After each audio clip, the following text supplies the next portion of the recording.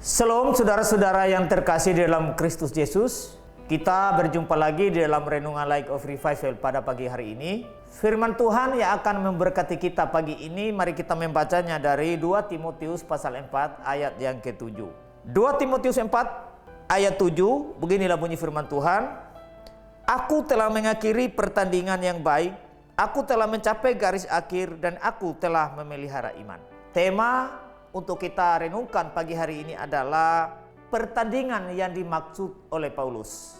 Jadi tema bagi kita pagi hari ini adalah pertandingan yang dimaksud oleh Paulus. Nah, saudara-saudara yang terkasih di dalam Yesus Kristus, tidak bisa kita pungkiri bahwa dari mimbar-mimbar gereja, bahkan secara umum, di saat ayat ini dikhotbahkan di saat pemakaman orang yang meninggal dunia, ini seringkali ayat ini dipakai oleh para hamba Tuhan, terkhusus pendeta-pendeta.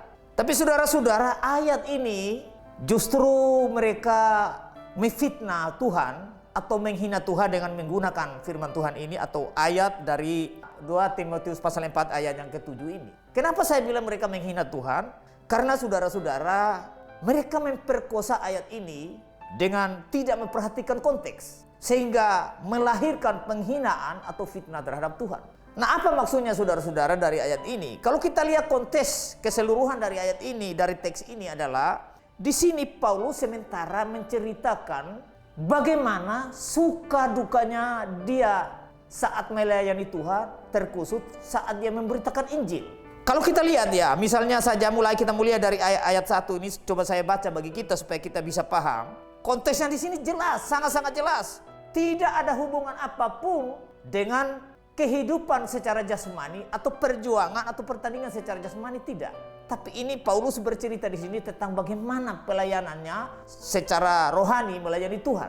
Saya coba baca dari ayat 1 bagi kita sampai pada ayat kita yang ke-7 tadi. Di hadapan Allah dan Kristus Yesus yang akan menghakimi orang yang hidup dan yang mati, aku berpesan dengan sungguh-sungguh kepadamu demi pernyataannya dan demi kerajaannya.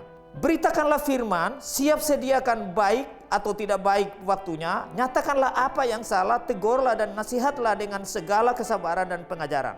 Karena akan datang waktunya, orang tidak dapat lagi menerima ajaran sehat, tetapi mereka akan mengumpulkan guru-guru menurut kehendak untuk memuaskan keinginan telinganya.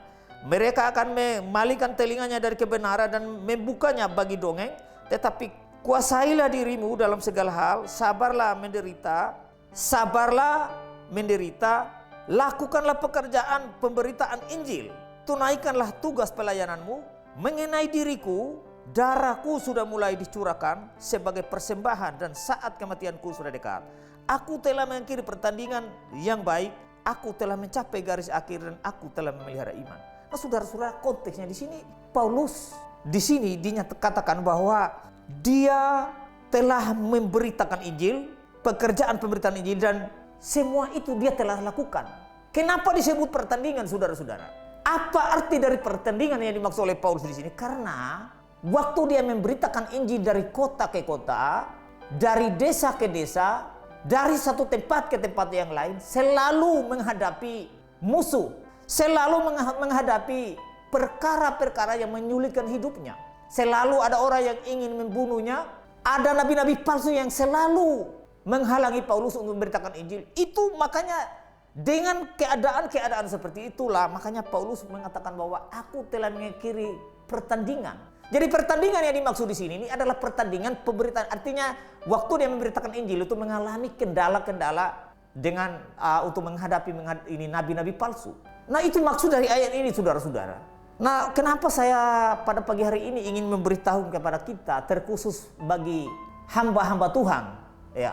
Kita kalau baca satu ayat itu mesti memperhatikan konteksnya, sehingga kita tidak menghina Tuhan, memfitnah Tuhan seakan-akan, ya misalnya kemarin saya di satu acara pemakaman, baru 2 hari ini, ya, ada seorang pendeta mengatakan, oh iya, mama sudah melayani cucunya, sudah memelihara anak-anaknya sampai dewasa, bahkan seluruh keluarganya sudah dipelihara, memberikan makan, minum, melayani mereka, sudah masak nasi, masak sayur dan segala macam. Saudara-saudara, konteks saya ini tidak begitu, bukan melayani seperti itu.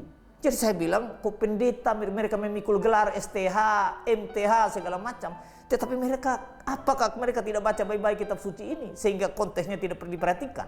Nah itu saudara, makanya saya rindu pada kesempatan pagi hari itu membagikan firman Tuhan ini supaya kita mengerti konteks dari teks ini. Apa yang Paulus maksud di sini? Pertandingan yang bagaimana? Jadi ini bukan pertandingan karena dia sudah melayani orang dalam hal-hal yang duniawi, masalah makan dan minum yang mengenyangkan perut ini, bukan.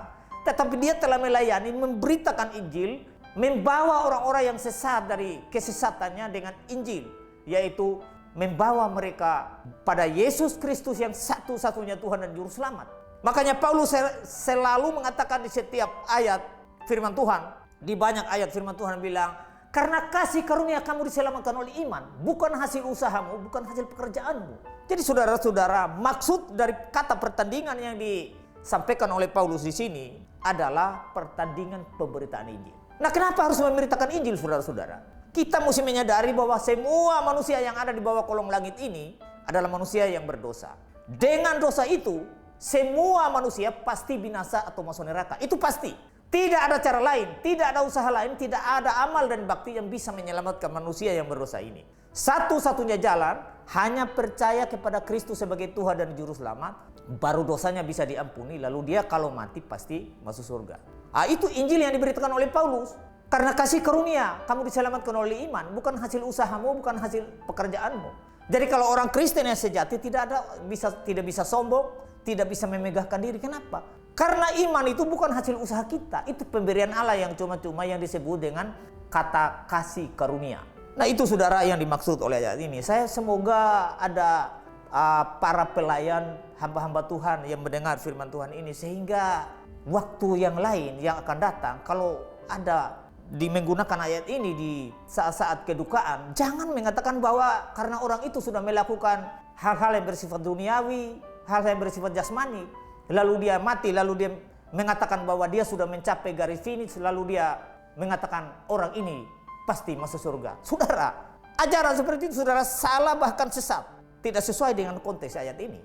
Dan mungkin itu hal yang sangat penting bagi kita pagi hari ini untuk kita renungkan. Sehingga ayat ini jangan lagi kita perkosa, jangan lagi kita menghina Tuhan seakan-akan dengan perbuatan-perbuatan jasmani kita lalu kita masuk surga. Saudara, itu fatal, sesat ajaran seperti itu.